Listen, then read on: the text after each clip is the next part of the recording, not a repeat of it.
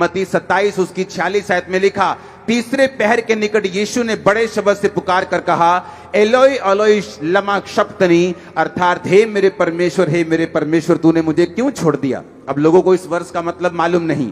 कि परमेश्वर ने ऐसा क्यों कहा कि तूने मुझे क्यों छोड़ दिया। बाइबल कहती है अब मेरे और आपके लिए जब यीशु मसीह क्रॉस पर लटका दिए गए तो वचन कहता है जो कोई काठ पे लटकाया जाता है वो श्रापित है।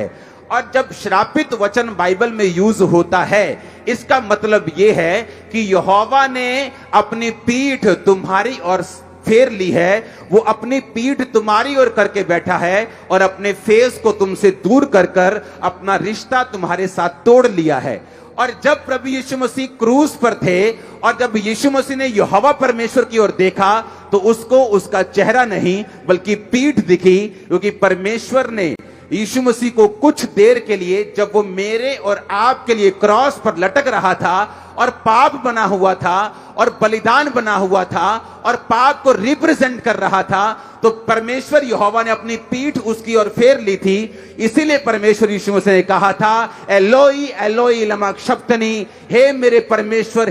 परमेश्वर तूने मुझे क्यों छोड़ दिया। इसका मतलब ये नहीं था कि वो दुखी था, उसका मतलब यह था कि परमेश्वर यीशु मसीह एक दिन पहले कह रहे थे कि मैं क्रॉस लेने के लिए तैयार हूं, मैं थूक सटवाने के लिए तैयार हूं, मैं बेइज्जती करवाने के लिए तैयार हूं, लेकिन पिता मैं इस बात के लिए तैयार नहीं हूं कि तू 5 मिनट के लिए भी मुझसे दूर हो, तू आधे घंटे के लिए भी मुझसे दूर हो, तू 1 घंटे के लिए भी अपनी पीठ मेरी ओर फेरे, मैं इस बात के लिए तैयार नहीं हूं। और इसलिए प्रभु यीशु मसीह कह रहे थे कि हो सकता है तो ये कटोरा टल जाए, लेकिन बाइबल कहती है जब वो क्रॉस पर लटकाया गया हमारे कारण कि हम परमेश्वर की ओर पीठ करके, परमेश्वर हमारी ओर पीठ करके था, उसने वो दुख सहा, उसने वो घाम सहा, उसने वो विछोड़ा सहा। और बाइबल कहती है जब वो जी उठा, बाइबल कहती है जब उसको क्रॉस पर से उतारा गया, पुराने नियम के मुताबिक ये रीत थी कि शाम तक उस क्रॉस से उतार लेना। वो लोग सोच रहे थे जिन्होंने क्रूस पर चढ़ाया था कि हम कर रहे हैं, उनको लगता था कि यीशु मसीह इतनी जल्दी कैसे मर गया।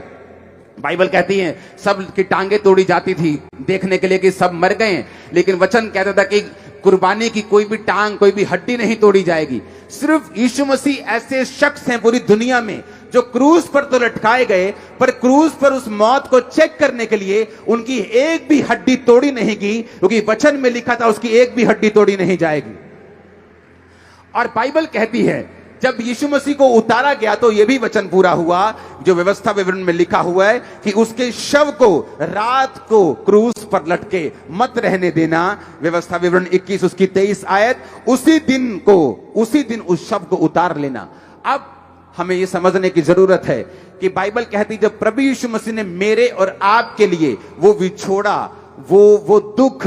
वो सेपरेशन जो परमेश्वर यीशु मसीह कभी नहीं कर सकते थे परमेश्वर से, उसको कोड़ों का दुख नहीं था, उसको क्रूस का दुख नहीं था, उसको मालूम था वो इसीलिए पैदा हुए कि सब जातियों के लिए वो अपनी जान दें, पर उनको दुख था कि वो परमेश्वर से दूर होंगे। उनको दुख था कि जब वो इंसान के लिए क्रूस पर चढ़ाए जाएंगे तो उनको कुछ देर के लिए विछोड़ा सहना पड़ेगा, परमेश्वर की पीठ को देखना पड़ेगा। ऐसा सिर्फ एक समय पूरी दुनिया में, जब से ये दुनिया बनी है, लाखों करोड़ों साल जब से भी बनी है, सिर्फ एक मौका ऐसा आया जब यीशु मसीह से परमेश्वर कुछ देर के लिए दूर हो गए। और बाइबल कहती है जब वो उतारे गए, जब वो जी उठे,